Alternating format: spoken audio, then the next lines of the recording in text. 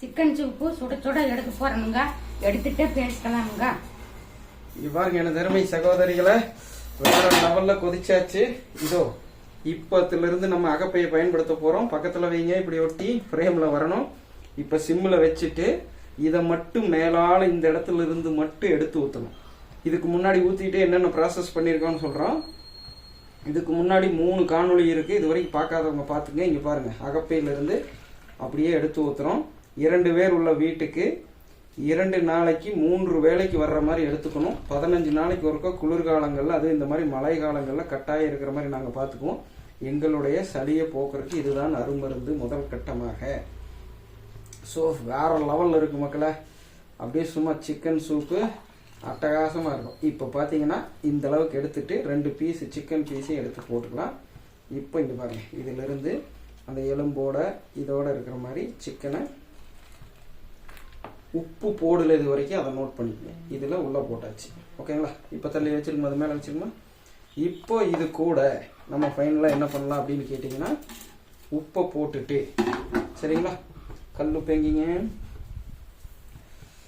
கல்லுப்பு கல்லுப்பு கல்லுப்பு முந்தைய பகுதியை பார்க்காதவங்க பார்த்துக்க, இருந்தாலும் இங்கே ஓரளவுக்கு விளக்கம் கொடுக்குறோம்.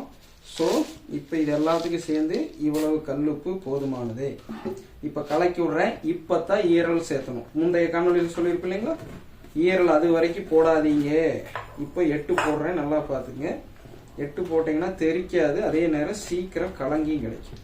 நீங்கள் ஒரே கிளாக் வைஸாவோ ஆன்டி கிளாக் வைஸாவோ சுற்றிக்கிட்டே இருந்தீங்கன்னா தெரிச்சிடும். சரிங்களா?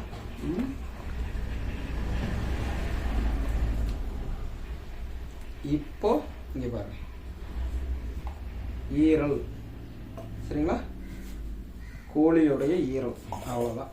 உள்ளே போட்டு உப்பு போட்டதுக்கு அப்புறம் நல்லா கலக்கி விட்டு ஒரு கொதி அப்படியே மிதமானது அதில் வரணும். அதுக்கு முன்னாடி நம்ம என்ன பண்ணலாங்க, வழக்கம் போல் எடுங்கம்மா எல்லாத்தையும். இதோ ஃப்ரெஷ்ஷாக பிடிங்கிட்டு வந்த கருவேப்பிலை, சரிங்களா, கறி லீவ்ஸ், இது பூரா தேவை. எல்லாத்தையும் உருவி இதோ ஒரு கைப்பிடி அளவு ஃபுல்லாக போட்டாச்சு. அதுக்கப்புறம் கொத்தமல்லி இலை, இப்போத்தான் கிள்றேன், பார்த்துக்குங்க. கையில் தான் கிள்றேன், அறுக்கக்கூடாது. கொத்தமல்லி இலையை தெளிவாக புரிஞ்சுக்குங்க. ஏன்னு பல இதில் தெளிவாக சொல்லிட்டேன். ஓகே, கையில் நகமெல்லாம் இருக்குது. இப்போ அதையும் உள்ள போட்டு கிளறி விட்டுடுச்சு. இப்போ இந்த உப்பு இதெல்லாம் கலங்கி இதாகிற வரைக்கும் நம்ம என்ன பண்ணலாங்க, ஒரு கொதி விட்டுருவோம். ஓகேங்களா? இப்போ என்ன வந்தது எஸ்டிடி வரலாறு பார்த்துடலாங்களா?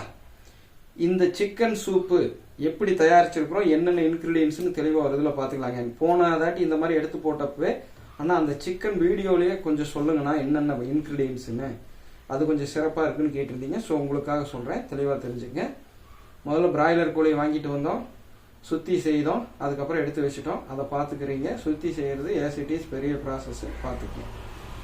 இன்க்ரீடியன்ஸுகள் என்னென்னு பார்த்தீங்கன்னா, சிக்கன் கறியை தவிர 2 கிலோ கறி கொழுப்போட எடுத்துகிட்டு வந்திருக்கிறோம். ஒரே கோழி 2.5 கிலோவாக இருந்தது, முழுசாக உரித்து எல்லா பாகத்தையும் எடுத்துகிட்டு வந்திருக்கோம்.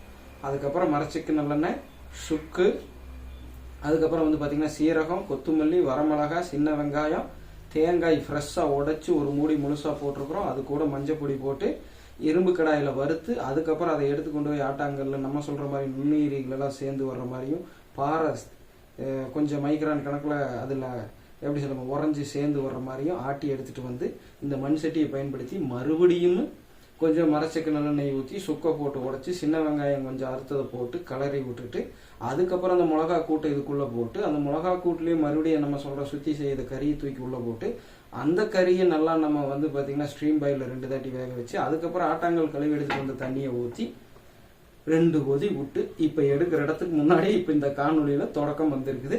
அதுலேருந்து இப்போ வந்திருக்கிறோம். ஸோ அற்புதமாக சூப் ரெடி. இதை கொண்டு போய் பத்திரமா கவனமாக வச்சிருங்க. ஸோ இப்போ இதுவும் கொதிச்சாச்சு, குழம்பு நம்மளுக்கு தயார். இப்போ இந்த சூட்டிலேயே அது நல்லா வேகட்டும். நம்ம என்ன பண்ணலாங்க, அடுத்து பிரியாணிக்கு போகலாங்க. சரிங்களா? பிரியாணி தயாரிச்சுட்டு இந்த சூட்டில் அது வெந்து முடிச்சதுக்கு அப்புறம் நம்ம என்ன பண்ணலாங்க, இதுல இருந்து எடுத்து வறுவலுக்கு போகலாங்க. சரிங்களா? ஒரு குழம்பு வைக்கையிலேயே ஒரே குழம்புல நம்ம சூப் எடுத்துக்கிறோம். அதுக்கப்புறம் ஒரு பார்ட் ஆஃப் த கறியை வெளியே எடுத்து நம்ம வறுவல் செஞ்சுக்கிறோம். அது போக மீதி இருக்கிறது இதுக்குள்ள குழம்பா வச்சுக்கிறோம். 3 நாளைக்கு அது நம்ம சுண்டை வச்சு பயன்படுத்துறதுக்காக.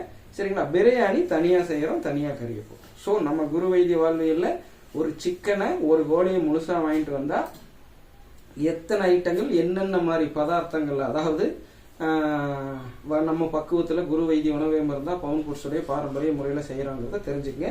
இப்போ இந்த அகப்பையும் இந்த சூட்டுல உள்ள இருந்து நம்மளுக்கு இந்த தேங்காய் தொட்டியில் இருக்கிற துவர்ப்பும் இந்த மூங்க குச்சியில் இருக்கிற தைலமும் இது கூட சேரணுங்க. அதுக்காகத்தான் சூடா இருக்கிறப்ப இது உள்ள போட்டு வச்சிருக்கேன்.